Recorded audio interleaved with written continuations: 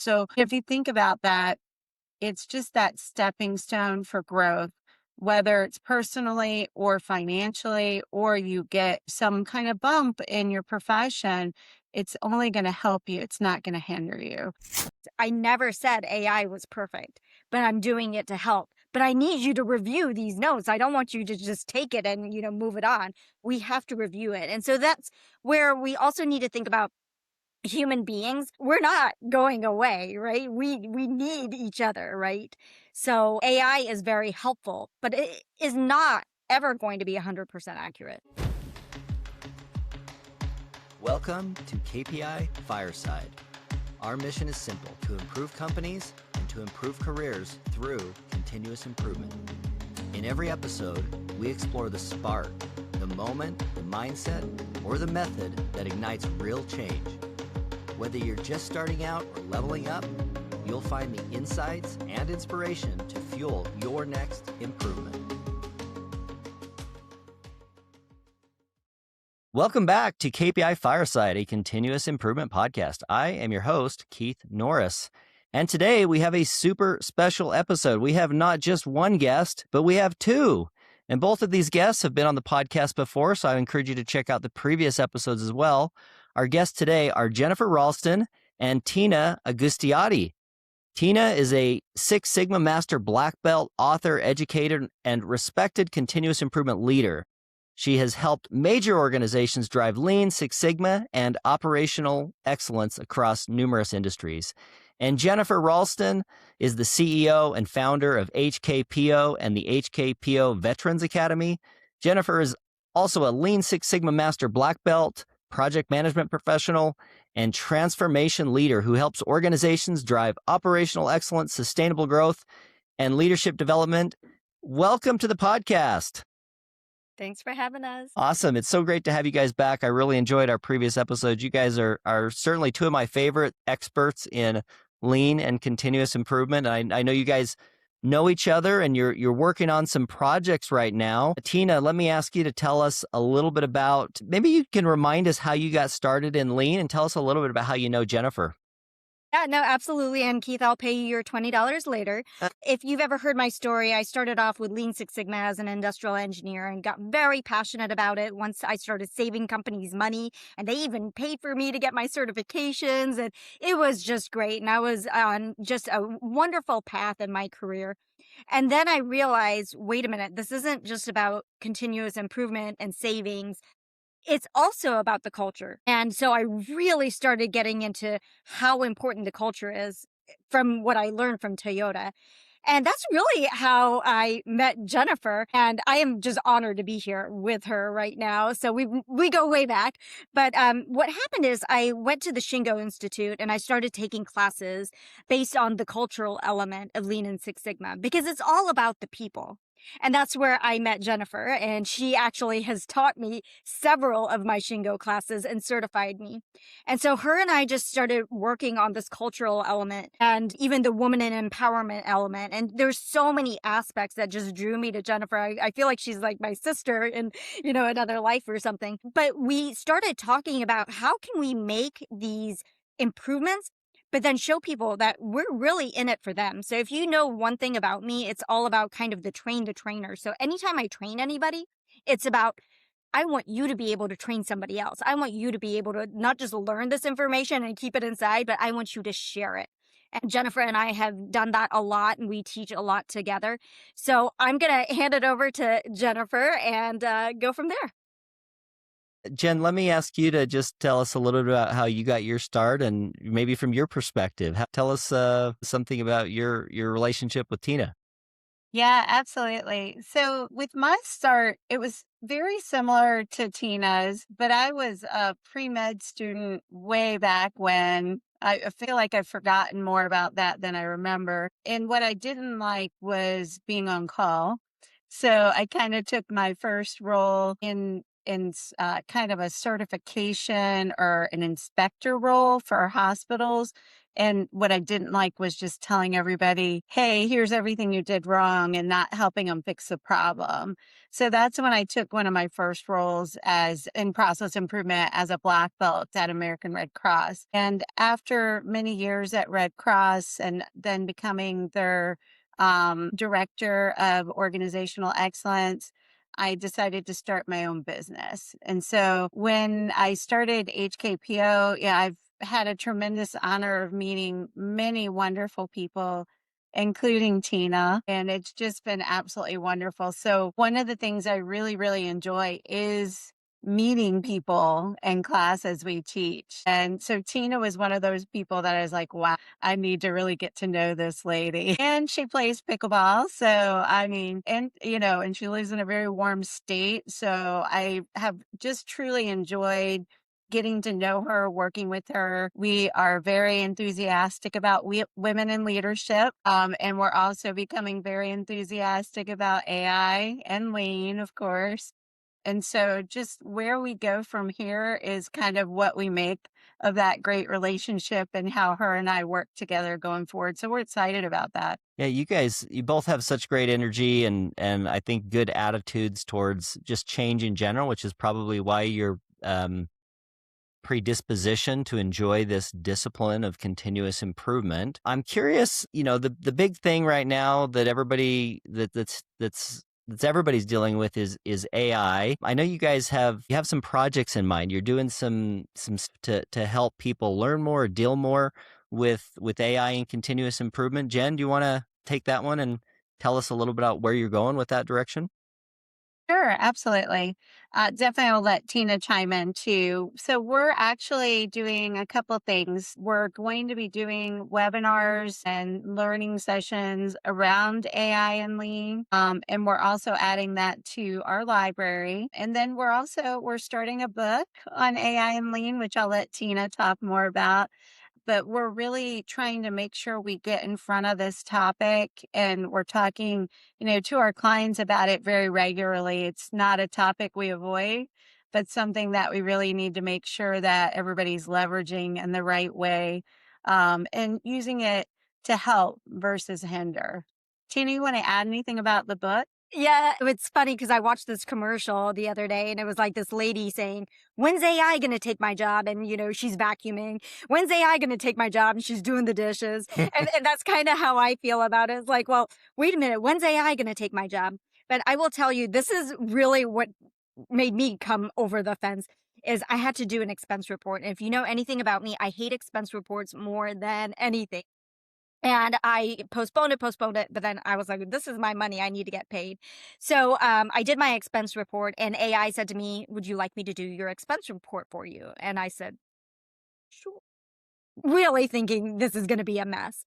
I uploaded my receipts and it did everything for me. It gave me dates, it gave me tax, it gave me tips, it gave me the dates, it gave me everything down to the penny. And it was accurate because I even went and double, triple checked it. Double check. And it was things like that I wanted. That's where I want AI to help me, right? On things that, they're cumbersome and it's just something I don't want to do. And that's when I was like, no, AI can help me. And so that's what I keep thinking about when I think about lean and AI together. We'll get into the use cases with AI here in just a minute. I'm wondering if we can think about the mindset for just a minute. Like you kind of told the story about how one of your moments was you had this expense report, and were you using a tool and it kind of like offered up that as a suggestion? Like how, because with innovation and ideas, there's usually like this, like where did this idea come from? Where did this spark come from? And I think with AI, there's something about like, are you optimistic? Are you pessimistic? Are you excited? Are you scared? Do either of you have any experiences with like observing somebody go from scared to excited in an interaction? Jennifer, you're nodding. I'll let you take that one. Yeah, I feel like I'm doing that every day right now. There are a couple of examples, but I'll just stick with two. So I think Keith, I work a lot with transitioning service members and they're coming out of the military and they have been taught, for many, many years, be very careful of all that, AI stuff and social media. Both of those they're scared the death of, right? So we have to really, really teach them, how can you use it to help you, especially when you're looking at your resume and you're trying to take all of these military terms of things you've done for the past 20 years and make that so a civilian can understand it. That has been a really, really big, plus moment and a big shift, I think, for our transitioning service members who are becoming veterans.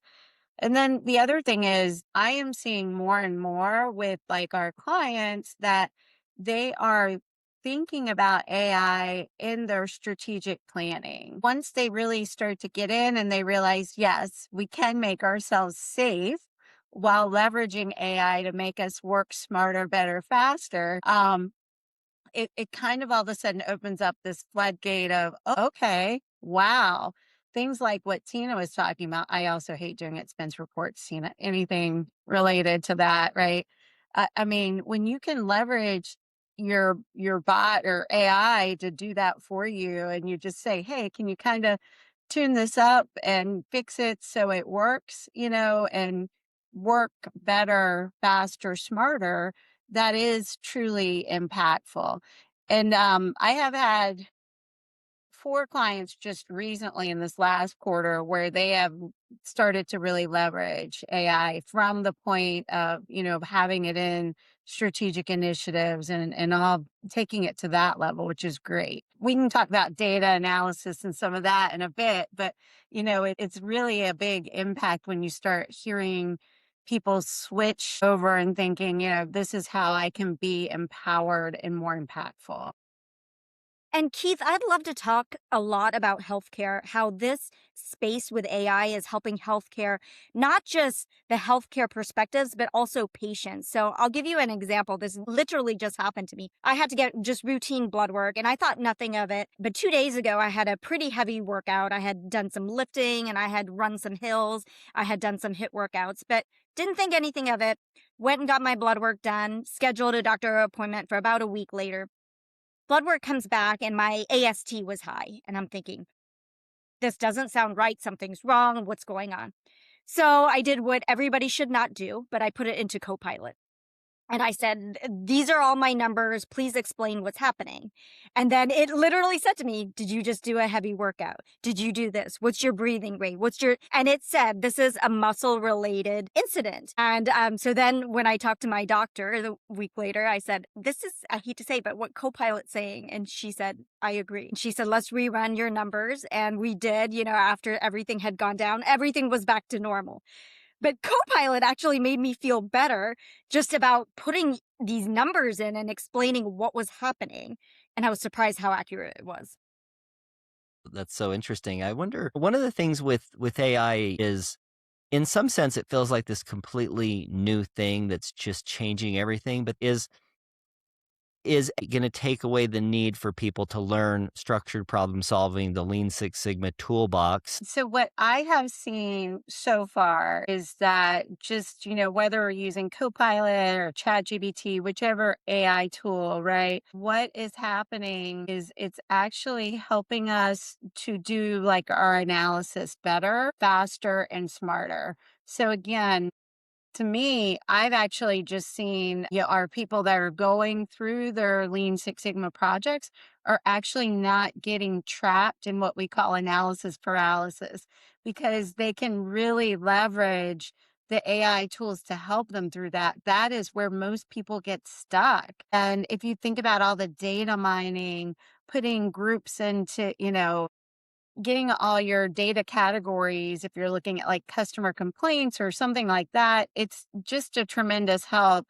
So I have only seen, once people get over the hurdle, I've only seen good. And then I'm also noticing a correlation and people getting certified faster or getting their projects completed faster because they're not getting stuck in the analyze phase or in that analysis paralysis. Tina, let me shift this question a little bit and direct it towards you. I had a conversation a couple of weeks ago with somebody who was exiting a company, had spent time in a company that had a really great like belt program. They had green belts, they had black belts, and he was looking back on this company with some regrets. Like I was offered this opportunity to get into the black belt program and I didn't take it because I'm not really a statistics guy and I felt like I didn't want to set myself up for failure. Could you talk to this idea of, I guess, two things, like, is the belt programs and that sort of training less relevant now in a world of AI? Or can you share some ideas of how somebody could maybe leverage AI to do things that they didn't think they could do before? No, absolutely. I think the belt programs work. I live and die by them. And I actually think they're stronger now. And we can also use AI with them. But the belt programs, again, we're reducing waste, we're reducing that variation in the system. I talk about it from my cake days. And I used to make cakes for a living, and we did Lean Six Sigma. And at the end of the day, everyone wants that beautiful, cake that's fully iced and has all the yummy stuff inside. And they want the same one every single time. So that's where the variation comes in from Six Sigma. And then it's just common sense to make our days, just easier. But, we talk about, humans and AI and where does it all fall together? And humans, they are going to play this critical role in providing like this initial data and overseeing the processes. And that's where I remember back in the day, Jennifer, I know you remember this. We had to like manually calculate all the things. But that's where AI is coming in now. They're handling some of these analytical design and optimization tasks. But we as humans are able to say then, okay, how can I make my design more robust based off of what AI told me? They're deciphering my data, and now I'm making decisions based on that. So now we understand our processes, we understand our roadmaps and our material flows. And if you think about it, if we don't have these subject matter experts, we're not going to be able to make even the necessary AI prompts. Like, how do I even know what to ask AI? So we need this lean training. We need lean, even industrial engineering knowledge. And that's where we get this hands-on training and this experience. And we're actually teaching AI what to do. So we go hand in hand. Let's talk about the belt programs for a minute. I know this is a topic I see on LinkedIn all the time. Like there's kind of two sides of this. Like people will celebrate things like, oh, I got this, belt, and they have this belt program. And I know that you guys are both involved in doing some of those. But then there's like this community who says, belt programs, are worthless because I saw a manager who basically wasn't a great manager, didn't know the answer immediately. They're kind of like stumbling through it, but the belt program was kind of like part of that structure. Do you guys feel like AI is making belt programs less relevant or more relevant? And I'm pretty sure I know the answer that you're going to suggest. So maybe I can ask you, what could you say to somebody who's trying to, inside their organization, maybe they're a consultant, maybe they're responsible for the belt program, how can they explain the value of these belt programs given this like AI cloud or overhang or that everybody's facing? I think about all the changes we've seen over, at least my 20 years of working in Lean and Six Sigma. Tina even talked about how we used to carry around the booklets with the tables, and then Minitab came around and automated a lot of that. So we didn't have to carry those big binders with all the graphs and charts. To me, it's very similar. It's a very similar change, right? With AI, we're just incorporating another tool into our belt to help us be more efficient, to work in a more simplistic way, but not to get rid of the structured methodology of define, measure, analyze, improve, and control. That whole piece is very critical no matter how you go about it. So I don't think the training and certification is becoming irrelevant or watered down by the use of AI. I think it's just going to become more robust, and it's going to become more impactful, and it's going to be more streamlined. But I always say you can't rubber stamp the training and certification. There has to be a project along with it. And so that is probably the most important differentiator when you hear that out in the industry, is there are certifications that don't require projects. And we have to have the projects to go along with certification, or just you can't be a true practitioner at that point. And I'll chime in on that. So Jenna and I have a lot in common when it comes to that.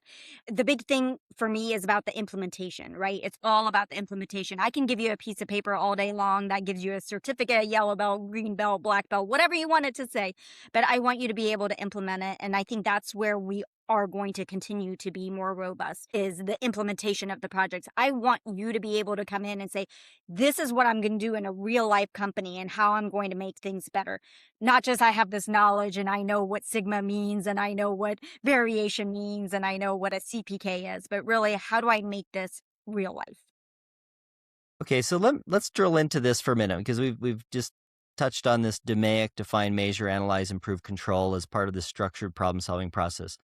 One of the things I know right now is that there's a lot of CEOs out there who are being influenced by AI. You got to be doing something with AI. So a lot of the strategic plans related to AI are like, go do something with AI. We need to be doing something with AI. They're running around, we need to do stuff with AI.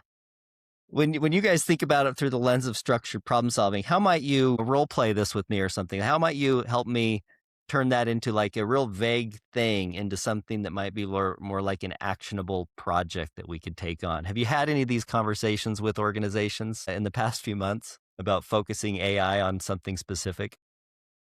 Yeah, I know. I'm in an active conversation about this right now, and as I mentioned in our previous comment, just some of the things that we're working through in terms of a project plan are just making sure the policy is clear. How are we using AI within the organization to make things simpler, to empower us more, and then also make sure that we're keeping data safe, and not sharing things out that could endanger the organization. I think that's the biggest part, that strategically, as I'm working with a CEO and a CTO right now to kind of roll that out in their program. And then along with that comes working with like the continuous improvement director too, and making sure that the same policies are kind of cascaded throughout the organization. And when they are doing problem solving, again, we're working more simplistically, we're working smarter, we're empowering people with their data tools, but we're also being smart about what's being shared. And I think those are things that have to be worked out first. Policy has to be clear. I just remember way back when ChatGPT first came out, and my daughter ran like a paper through that and got in trouble. But now I think it's a much different perspective. Yeah, please run it through AI, run it through ChatGPT and make it better, right? But let's do that in a way where, I wrote it authentically, but I'm just leveraging the AI tools to help it, get polished and to almost be like my assistant that's proofreading something, right? It's not, I don't have the luxury of having an assistant right now, so a lot of times I talk to Bob and I say, Bob, can you proofread something for me? Can you create something for me? Can you run that expense report, right, Tina? But it's, I think of it also to help me. And so I can work more efficiently. I laugh because as a professor, I see plenty of papers being submitted that I'm like, that was definitely, AI generated. But what I want to hit on is when I talk to a lot of companies, I try to make it come down to common sense and what you deal with day to day, right? And that's how it really resonates with people. So it's kind of silly, but have you ever watched one of those YouTube videos, right? They're like using a handsaw. I've even watched them where they like put a hot dog to see if it's really going to cut your hand, right? But it's just like that, right? Are they really going to get their fingers cut off? Nobody's going to actually try and use that handsaw and put their finger there to see if it's going to work, right? But we have looked to see, is it truly going to work? And those are the processes that we need automated. That's where we need the AI. We automate these processes to take that human touch or those mistake elements out of the processes, right? And so, in lean terms, you've heard of this, Keith. We should certify you, by the way, now. But poka yoke, right? It's mistake proofing. Mistakes happen, and we need to mistake proof those. And it's kind of like, when you were when you, or maybe you were a child, you don't think you'd stick your fingers in electrical outlets or on the stove or whatever it is, right? And we obviously don't want a child to be hurt. So nowadays, I mean, they even have stoves that you can put your hand directly on a hot stove, like those induction, stoves, and you're not going to burn yourself. And it's all about the mistake proofing element. And I want to just give one last example. This is like my funny example, but my husband teases with me because he literally says I shouldn't be allowed to drive a car. I'm not a great driver. I don't do things well. Like I speed, but my car, it does all of these things to help me out. My car physically stops itself. If it thinks I'm going to crash into the trash can, yes, it's happened. It beeps at me the second I go too fast. Yes, I have a lead foot. It yells at me like my husband would, right? So my car is telling me all of these things. Even if I'm trying to get over on the other lane, it says to me, hey, Tina, like, don't go over. You're going to hit this car. So those are the typical examples that people can relate to, saying, hey, I need this to help me. I already will tell you, I know I'm a bad driver. And AI is helping me to become a better driver. And, as facilitators, when you go into an organization and you're bringing in, let's say, lean for the first time, this conversation exists with facilitators. You're being introduced from the outside as this person who's going to help solve problems. I kind of feel like AI is in a state a little bit like that right now, where people are like, hey, here's this new thing that's going to help us solve all of our problems. And then sometimes people kind of sit around and say, okay, now what? What are some of the real problems that you're seeing maybe in the last few months where without going in thinking, hey, I need to find something for AI, but instead, hey, I had a problem and oh, wow, AI was part of the solution. Do you have some examples that you've seen? Yeah, I can go over a few of them. I know Tina mentioned a couple, with mistake proofing and error proofing.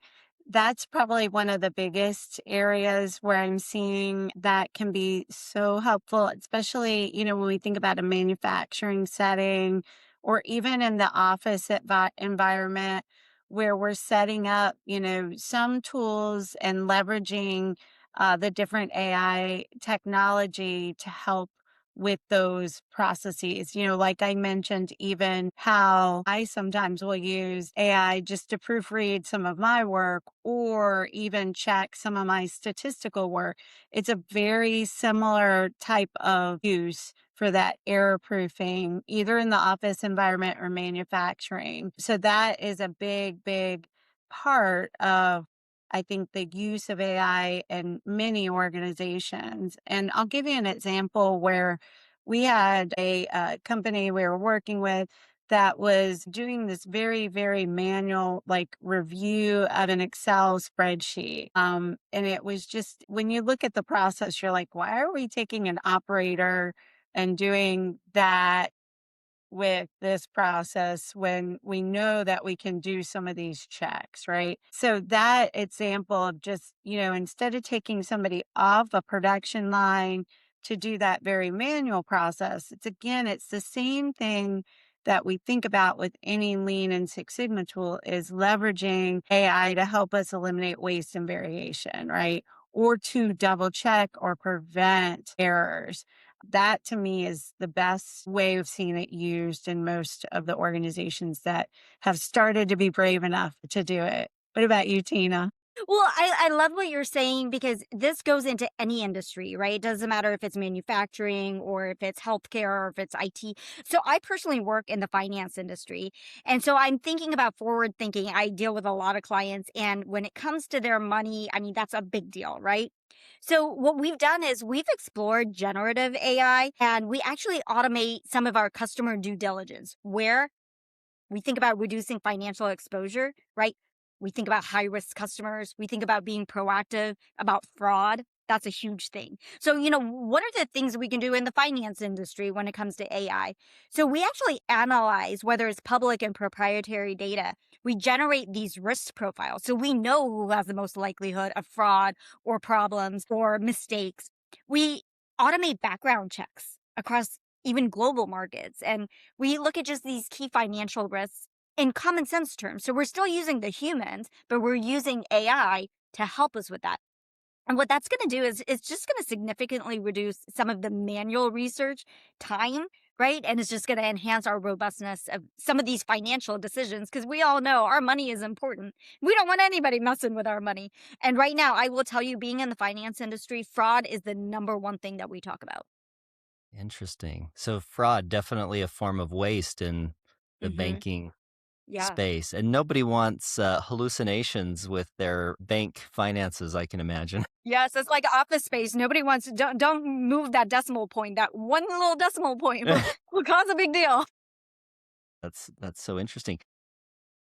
Let's stay on this topic for a minute because you guys both are involved in training others, and you're I don't know the number of projects that you might be involved in, or coaching or training, or somehow mentoring. I'm guessing it's quite a few.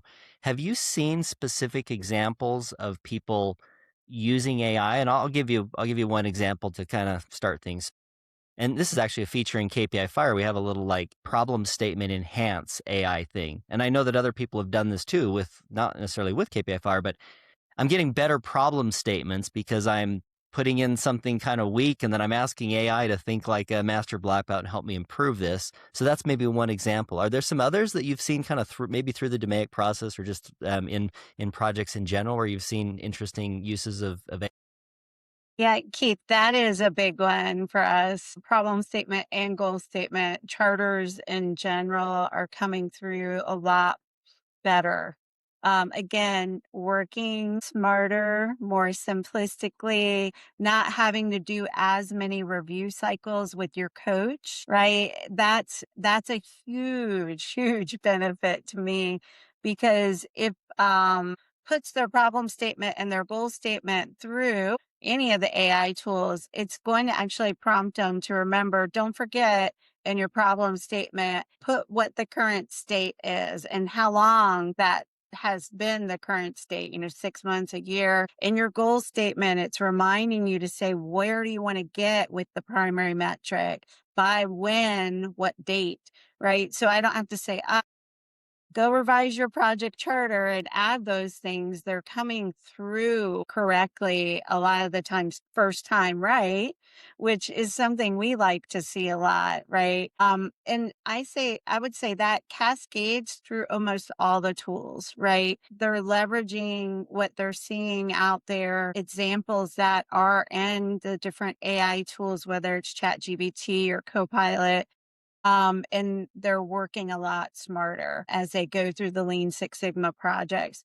We have actually thought about, putting like all our tools and templates in and, creating something a lot more simplistic, right, for people to use. But that'll come, I think, soon enough, right? You probably have already got that, Keith. Yeah, and one of the things that I urge people to do is use some of the common sense tools. So I mentioned this on our last podcast, but one of my coworkers one time he asked me to teach a class for him. He had to be out of town.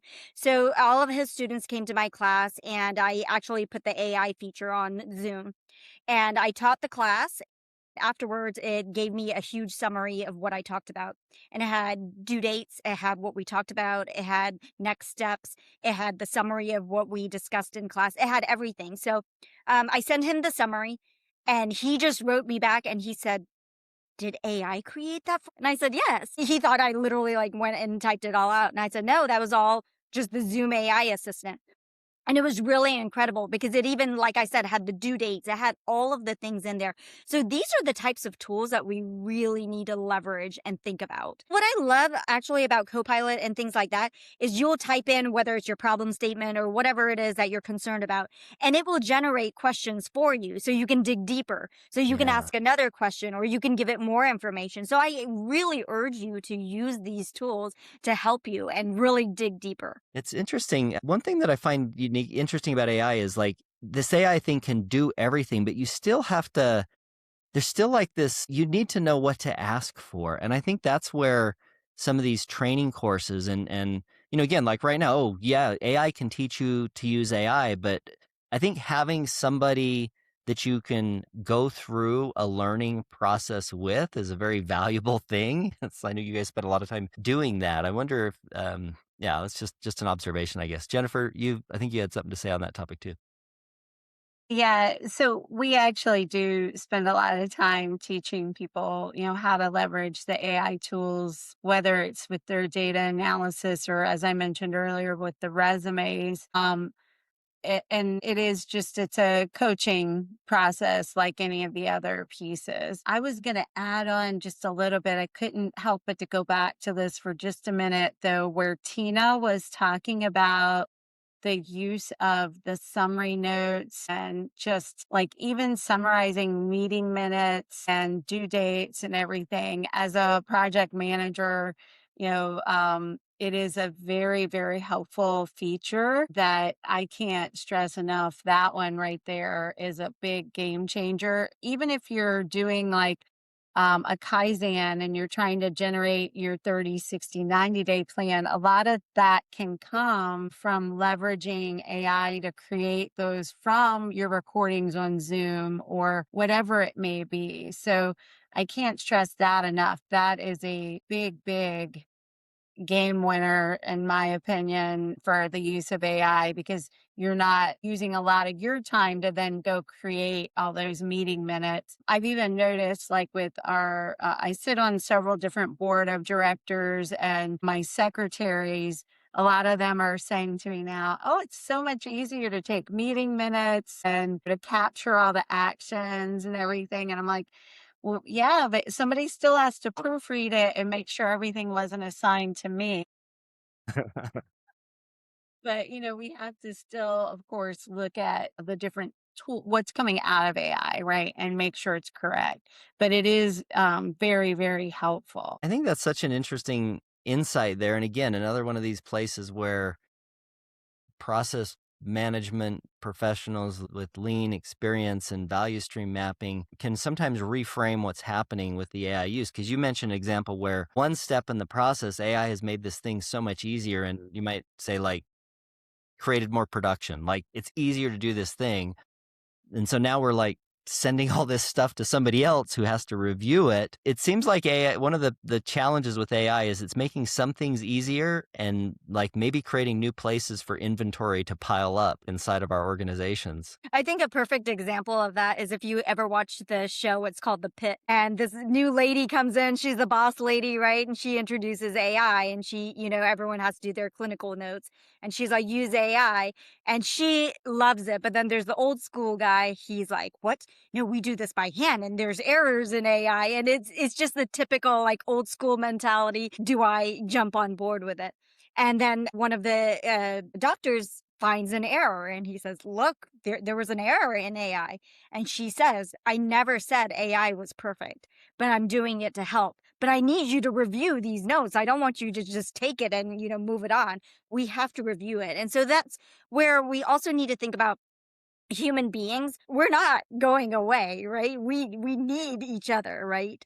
So AI is very helpful, but it is not ever going to be 100% accurate. That's a really good topic there. Let me ask you about this. Jen, I think it was you a minute ago that mentioned about the school scenario. I know schools is an area that is really having trouble adopting AI because it feels like the kids with their AI might be moving faster than the policies of the organization are moving. People are using AI. There's this tension of like, hey, I figured this thing out and all of a sudden I can be so much more productive. Now I can get my 8-hour workday done in like an hour. I'm just going to send this off to everybody and let them think that it still takes me 8 hours and I'm going to go play pickleball or something. Have you seen this play out where people are maybe like using AI secretly to advantages over their organization? If you had to deal with this with any customers or organizations, like how can organizations deal with this problem of like figuring out where AI is actually useful? Because sometimes it's just like individuals who are like keeping secrets about how they're using AI. Seen that problem yet. I think if we get to that point, it would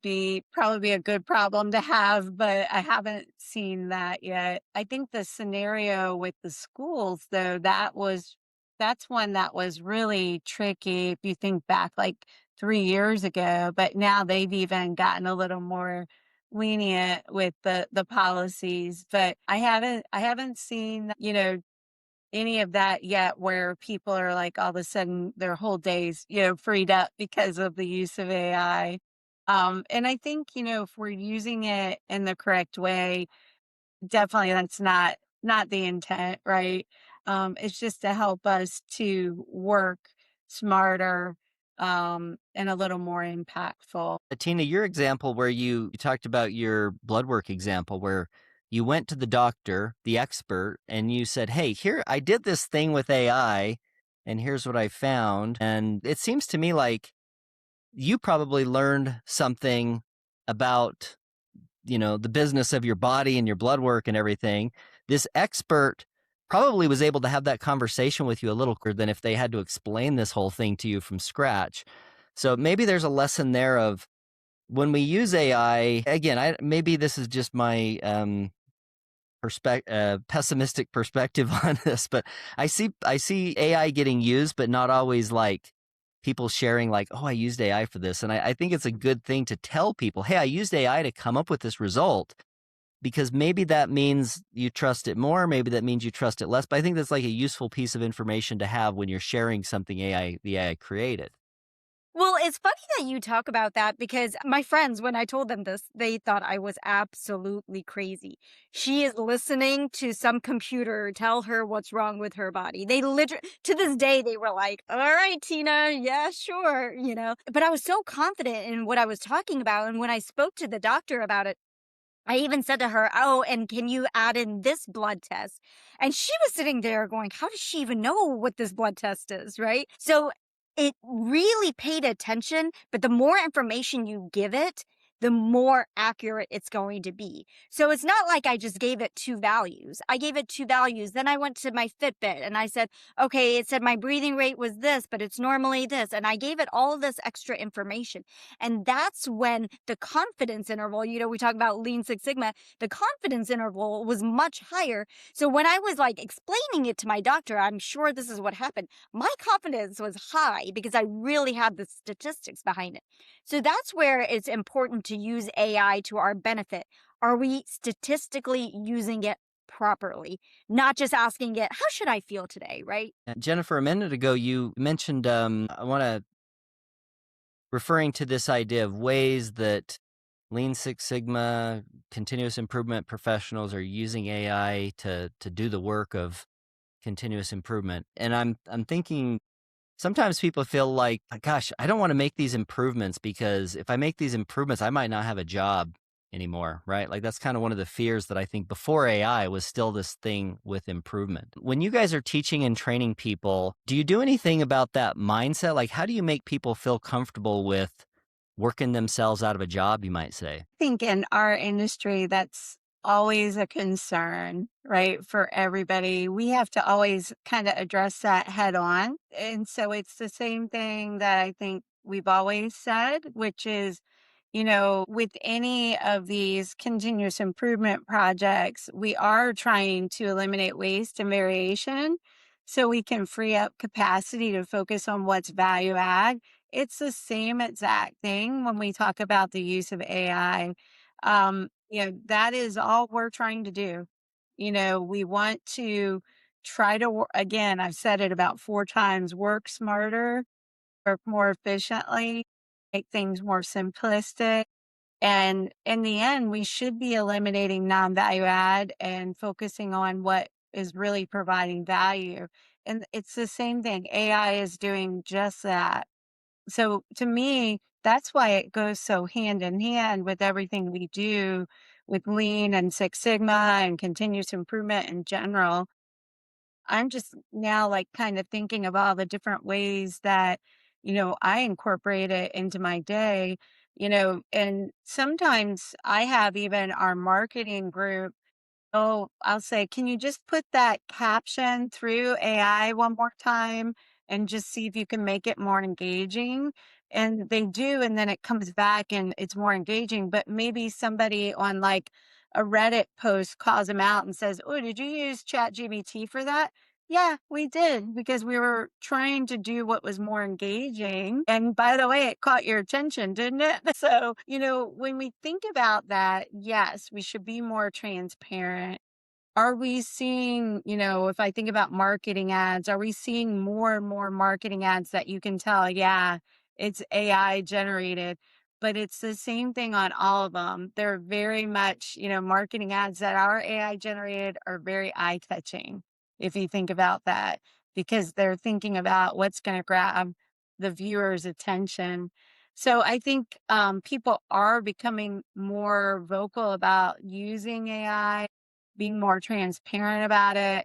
If somebody says it to me, I'm like, yeah, I definitely am using it, and yes, I am saving time so that I can focus on providing true value and not, having wasteful steps or variation. And So Keith, true. one of the things that we actually go way back in the day is Dr. Deming talked about exactly what you're bringing up. And he had all these profound knowledges. And one of them was the knowledge of knowledge.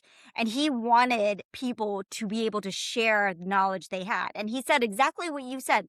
People will keep this knowledge inside because they don't want anybody else to have it because that's job security.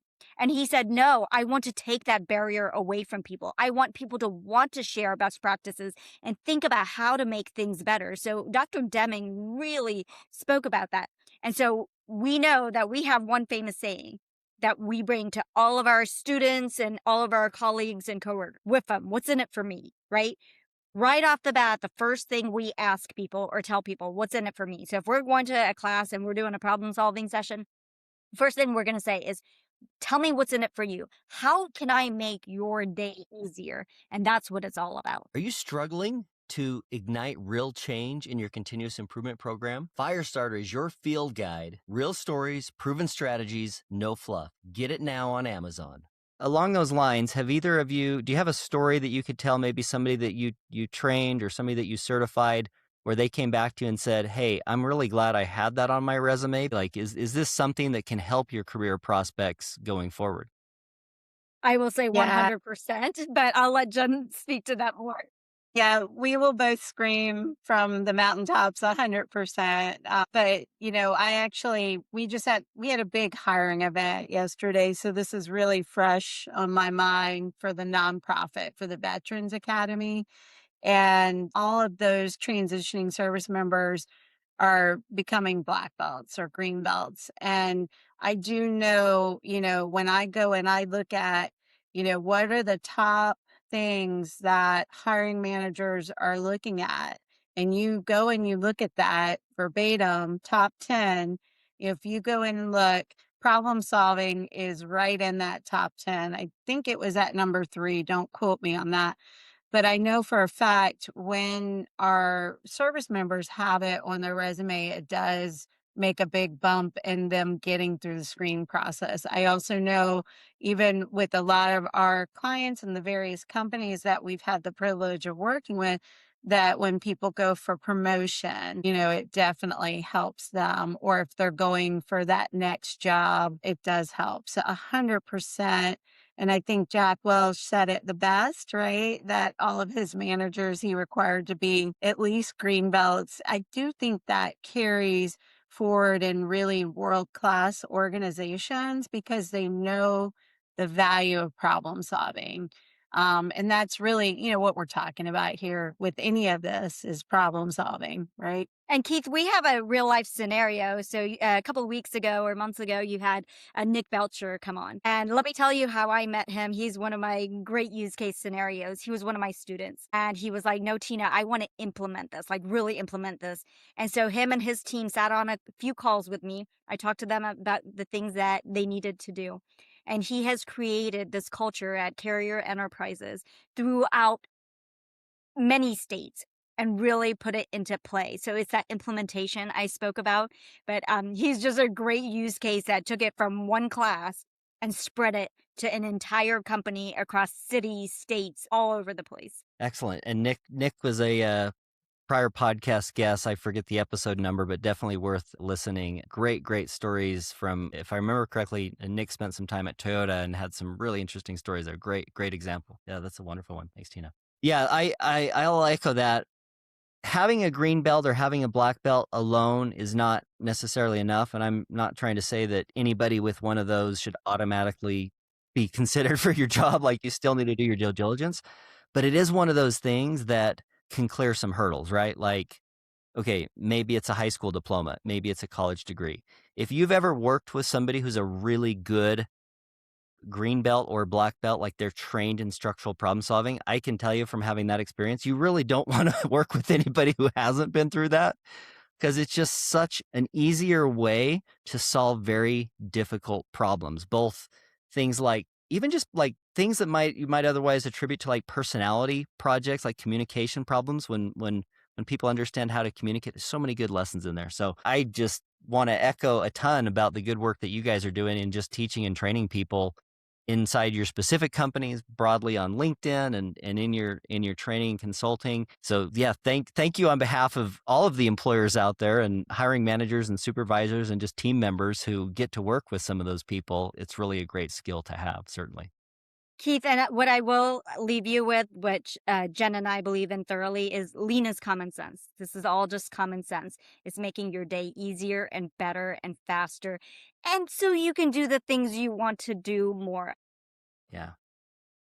So as we wrap this up, let me just ask you, if there was somebody who was maybe introduced to this podcast, they're not yet a green belt, they've heard about this thing, they don't really know that it's a thing, but they're a common sense thinker, they like to solve problems, and they're just kind of like getting exposed to this. Maybe they're just first hearing what a green belt is or what DMAIC is.